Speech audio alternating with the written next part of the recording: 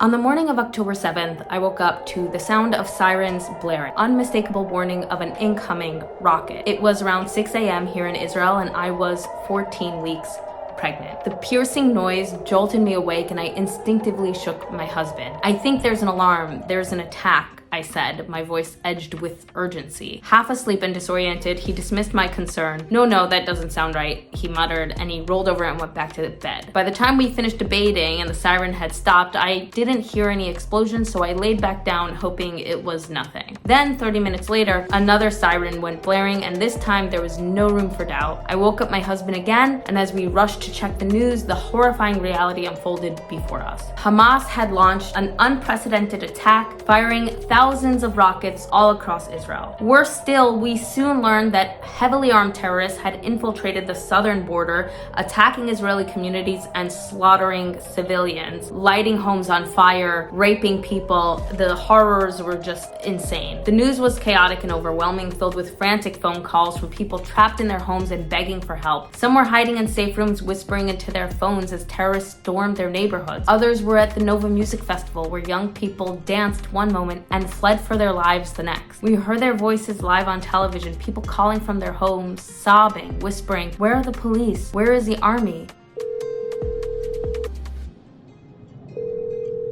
אבא, יש מלא מתים, תשלח משטרה לפה. מתים? אבא, בבקשה, תשלח משטרה לפה, נכון. אני שולח עכשיו, ממי, תהי רגועה, תשארי איתי על הקו, אל תנתקי ממני את הקו, טוב? תהי בשקט. תהי בשקט, ממי, תהי מחוצה, יובלי בת שלי. יובלי, לנשום עמוק, להתחבא, להיות פני נטע, פצועים בחוץ, תסבירי לי את המצב. יש מתים עליי. רגע, ויש שם מחבלים עדיין? מסתובבים, אבא, תשלחו ניידות. תהי מתה, יובלי, תהי מתה, תנתקי את הטלפון ממני, תהי מתה. ביי. And then silence, because terrorists were outside their front doors. By 11 a.m., Prime Minister Netanyahu had declared war. Within 20 minutes of that, my husband's phone rang. It was his commander. I had known this call was coming. I had known from the moment the word war was uttered that my husband, like tens of thousands of Israeli reservists, would be called to serve. He turned to me and he said, "I have to report for duty." I looked at him, knowing that there was no choice, knowing that he had to go, but still the weight of it hit me like a blow to the chest. I was 14 weeks pregnant. My elderly mother, who required significant care, was also staying with us. And now I was going to be alone to take care of her while I was still facing the first trimester fatigue. My husband packed up his things in silence, moving through our home with the efficiency of a man who had done this before, but never quite like this. Before he left, we shared a brief moment, one that felt too brief for the enormity of what was happening. Then he was gone. For days, I remained glued to the news, the sirens continuing, the horror unfolding in real time. I remember distinctly a moment, perhaps on the second or third day of the war, when my husband sent me a message. It was short, it sent chills through my entire body. He basically told me that if he didn't come home, that I should please take care of our unborn baby, and I should know that he loved me very much. I read it over and over again, unable to fully process what it meant, unable to accept the possibility that I might never see him again, and I knew obviously he was very fearful for his life, the fact he was even sending something like that. That night I cried myself to sleep, not for the first time and not for the last. The early days of the war were terrifying. The shelter in our building was difficult to access, requiring us to climb stairs, something my mother struggled with. I was constantly on edge, knowing that if a siren went off, we might not reach safety in time. A close friend who had a safe room in her own apartment invited me to stay with her, and so I packed up my mother and we left. During those first few weeks, I channeled my fear into action. I spent hours helping to coordinate efforts to raise money for soldiers who lacked basic protective gear, helmets, bulletproof vests, things that they need just to survive. The conversation I had with my husband when he was able to call made it clear that he and his fellow soldiers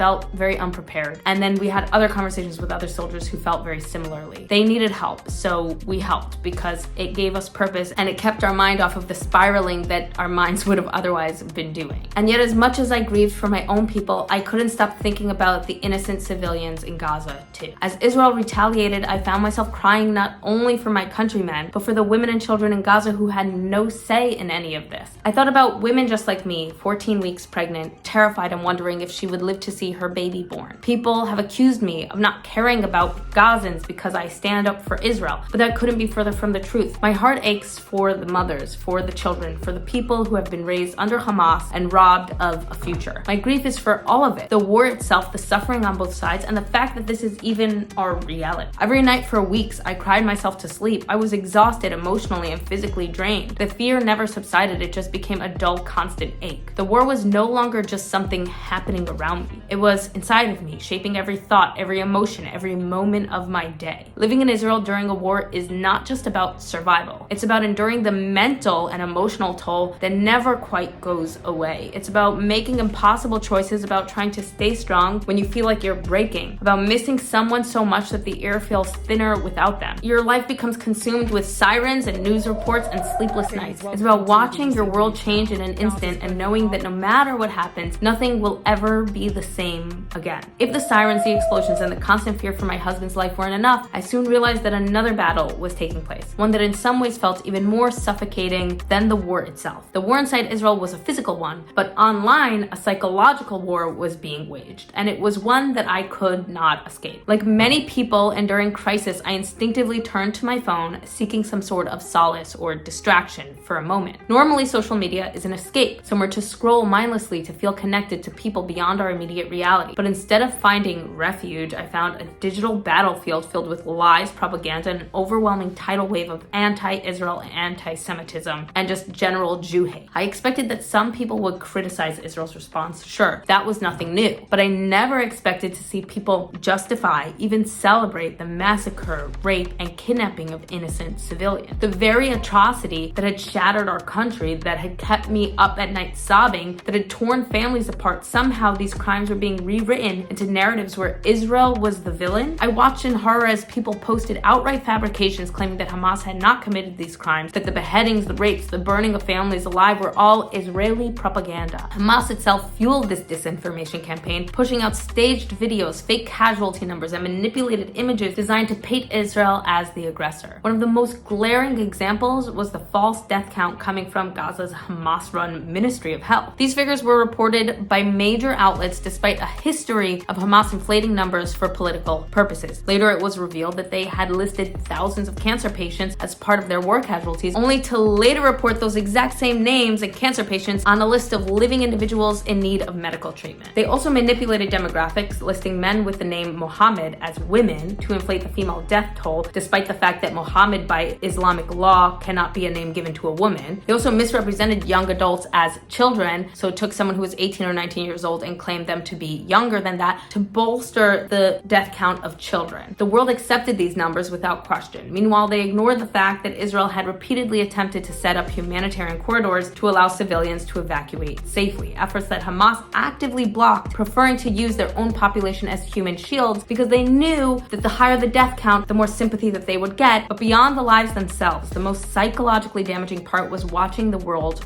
turn on us. I had naively believed that at the very least people would recognize that what happened to us on October 7th was an atrocity. I thought that regardless of political opinion on the Israeli-Palestinian conflict, people would see the slaughter of innocent civilians, the burning and taking hostage of young babies and children for what it was, pure unadulterated evil. But instead I saw justification. I saw people celebrating. I saw social media influencers, journalists, even Western activists applauding what Hamas had done. The same people who had always claimed to be against sexual violence, against terror, against war crimes, suddenly had nothing to say about the Israeli women who had been raped and murdered, the children kidnapped, the elderly burned alive in their homes. Instead, they were busy glorifying the perpetrators as freedom fighters. I would sit in my friend's apartment listening to the booms and explosions all around me, trying to keep my mother calm, trying to reassure myself that my husband would return home alive. And in the moments when I needed even the smallest sliver of emotional support, I would open my phone only to be met with a world that was gaslighting me into believing that my suffering wasn't real, that my people deserved this, that I was somehow complicit in our own mass slaughter. It broke something inside of me. The physical war was terrifying, but the psychological war, the war of perception, the war of having to fight for the truth, was suffocating. It was a level of betrayal that I hadn't expected, and it made me feel lonelier than I had ever felt in my entire life. As if the lies and propaganda weren't enough to erode my sense of reality, another wave of darkness soon followed, one that exacerbated all my fears and shattered what little faith I had left in humanity. Almost overnight, the world became a far more dangerous place for Jews everywhere. The war in Israel had ignited a wildfire of global anti-Semitism,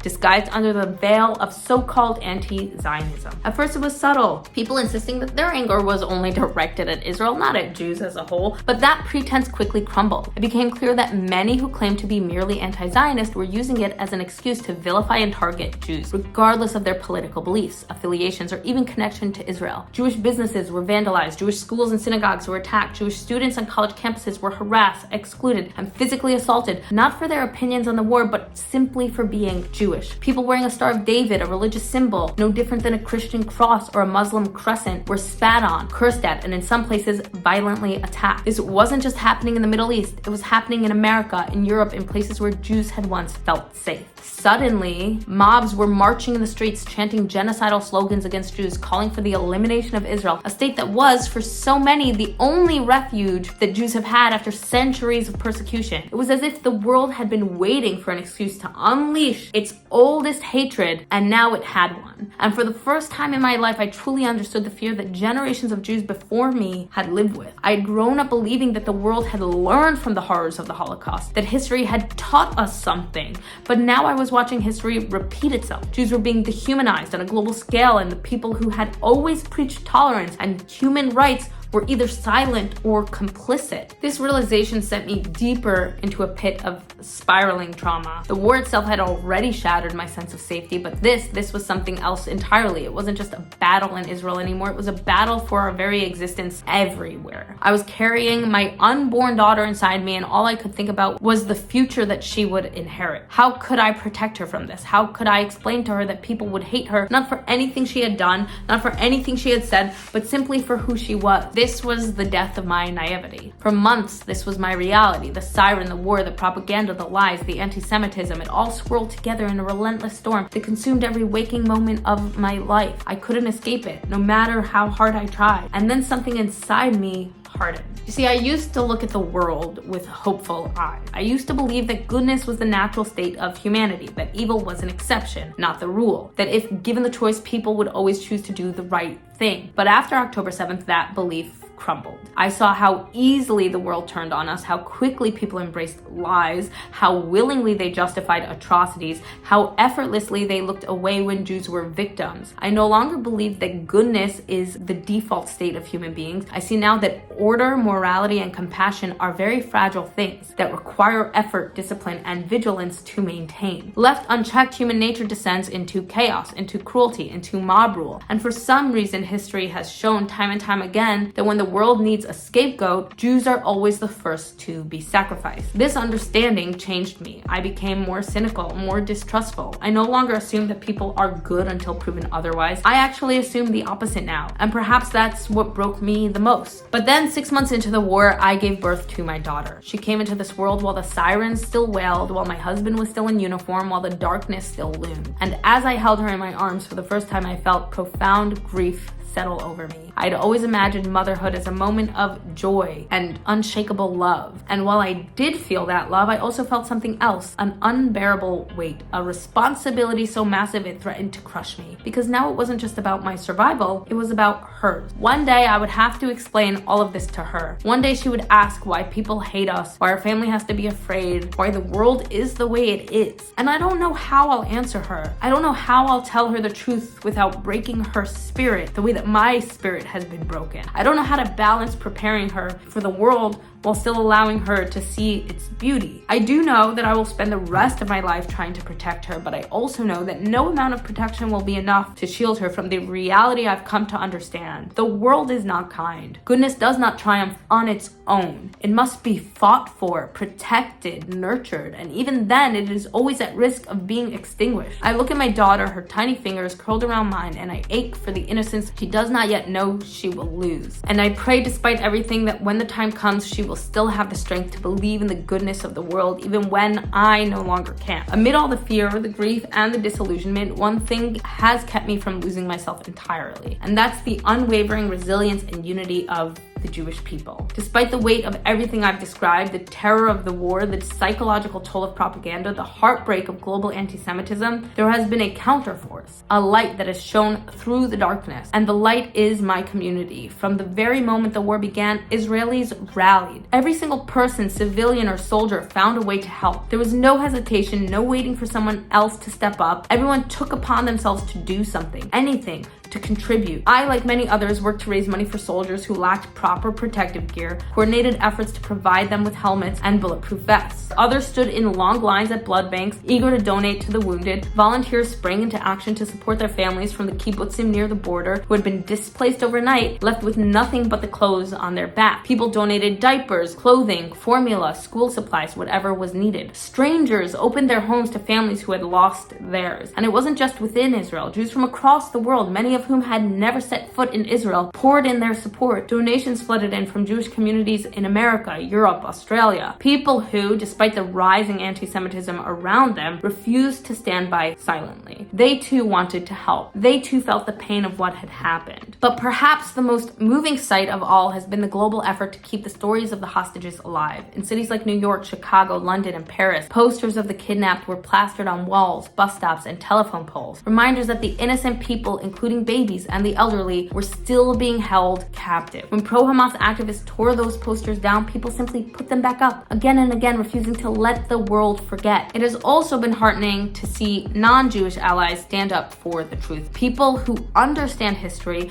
who value facts over propaganda, have spoken out despite the backlash that they would receive. They've pointed out what should be obvious, that Jews are indigenous to this land, that Israel has one of the most moral armies in the world, that Israel goes to extraordinary lengths to minimize civilian casualties, that Hamas is not a resistance movement, but a brutal terrorist organization that victimizes its own people as much as it does ours. These voices of reason, though sometimes drowned out by the louder mobs of hate, have been my last shred of hope in a world that otherwise feels like it is turned against us. But this is why I love Israel more than ever. If it weren't for the unity, resilience, and humanity I've witnessed in my own people, I might have completely lost myself this past year. But through all the pain and fear, I have never been prouder to be Israeli. Nowhere else in the world could I feel so free to be myself, to wear my Star of David openly, place an Israeli flag in my window, put a yellow ribbon on my car for the hostages, and to know that my neighbors have my back. Here in Israel, I do not have to hide who I am. Instead of being vilified for my identity, I'm surrounded by people who share it, who understand the weight of it, and who stand together in the face of adversity. Every time my husband is called to duty, I feel that similar pang of fear. I worry for him, I pray for his safety, but I also understand why he fights, and I respect him and every soldier beside him for putting their lives on the line to eradicate evils in this world like Hamas. Not just for Israel's sake, but for the people of Gaza as well. Because I believe deeply that they too deserve a future free from Hamas's tyranny. They deserve a life with real opportunities, real peace, and real hope. And they will never have that as long as Hamas remains in power. This war has shaken me to my core. It has changed how I see the world, how I understand human nature, and how I think about the future. But if there is one thing it has not changed, it is my love for Israel. In fact, it has only deepened that love. Because in the face of so much darkness, the people here have refused to let their light go out. They've refused to let hatred win. They've refused to let fear break them. And despite everything, that gives me hope. Hope that my daughter, when she is old enough to understand all of this, will see that light too. Hope that she will grow up in a country where no matter how hard the world tries to tear us down, we will always stand back up together. Hamas is not the liberator of Palestinians. It is their oppressor. It has stolen their future, hoarded their resources, used them as human shields, and kept them in a perpetual suffering to serve its own political agenda. The people of Gaza deserve better. I wish for them a future where they can live in peace, where they can thrive side by side with us, where their children don't have to grow up under the rule of a tyrannical terrorist regime. But that future cannot exist as long as Hamas remains in power. This war has changed me forever. It has shattered my innocence and forced me to see the world in ways that I never wanted to.